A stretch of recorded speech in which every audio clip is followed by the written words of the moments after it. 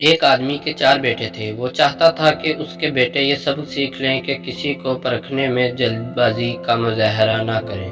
لہذا اس بات کو سمجھانے کے لیے اس نے اپنے بیٹوں کو ایک سفر پر روانہ کرنے کا فیصلہ کیا۔ وہ دور دراز علاقے میں ناشپاتی کا ایک درخت دیکھنے کے لیے بھیجا۔ ایک وقت میں ایک بیٹے کو سفر پر بھیجا کہ جاؤ اور اس درخت کو دیکھ کر آؤ۔ باری باری سب کا سفر شروع ہوا۔ پہلا بیٹا سردی کے موسم میں گیا، دوسرا بہار میں، تیسرا گرمی کے موسم میں اور سب سے چھوٹا بیٹا خزاں کے موسم میں گیا۔ جب سب بیٹے اپنا اپنا سفر ختم کر کے واپس لوٹ آئے تو اس آدمی نے اپنے 4 بیٹوں کو ایک ساتھ طلب کیا اور سب سے ان کے سفر کی الگ الگ تفصیل کے بارے میں پوچھا۔ پہلا بیٹا جو جاڑے کے موسم میں اس درخت کو دیکھنے گیا تھا، اس نے کہا وہ درخت بہت بدصورت، جھکا ہوا اور ٹیڑھا سا تھا۔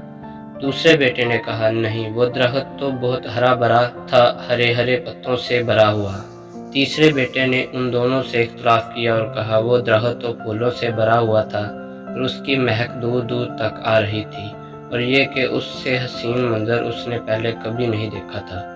سب سے چھوٹے بیٹے نے اپنے سب بڑے بھائیوں سے اختلاف ظاہر کیا اور کہا وہ ناشپاتی کا درخت تو پھل سے لدا ہوا تھا اور اس پھل کے بوجھ سے درخت زمین سے لگا زندگی سے بھرپور نظر آ رہا تھا۔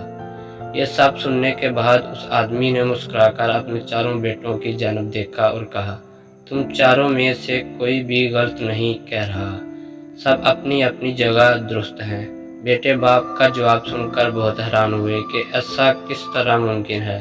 باپ نے اپنی بات جاری رکھتے ہوئے کہا تم کسی بھی درخت کو یا شخص کو صرف ایک موسم یا حالت میں دیکھ کر کوئی حتمی فیصلہ نہیں کر سکتے۔ کسی فرد کو جانچنے کے لیے تھوڑا وقت ضروری ہوتا ہے۔ انسان کبھی کسی کیفیت میں ہوتا ہے، کبھی کسی کیفیت میں۔ اگر درخت کو تم نے جاڑے کے موسم میں بے رونق دیکھا ہے تو اس کا مطلب یہ نہیں کہ اس پر کبھی پھل نہیں آئے گا۔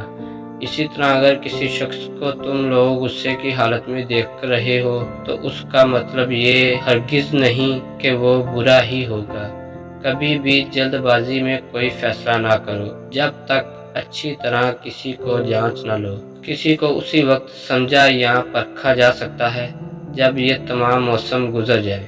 اگر تم سردی کے موسم میں ہی اندازہ لگا کر نتیجہ اخذ کر لو گے تو گرمی کی ہریالی، بہار کی خوبصورتی اور بھرپور زندگی سے لطف اندوز ہونے سے رہ جاؤ گے۔ صرف ایک دو پریشانی کے لیے اپنی زندگی کی باقی خوشیوں کو داؤ پر مت لگاؤ۔ زندگی کے ایک برے موسم کو بنیاد بنا کر باقی زندگی کو مت پرکھو۔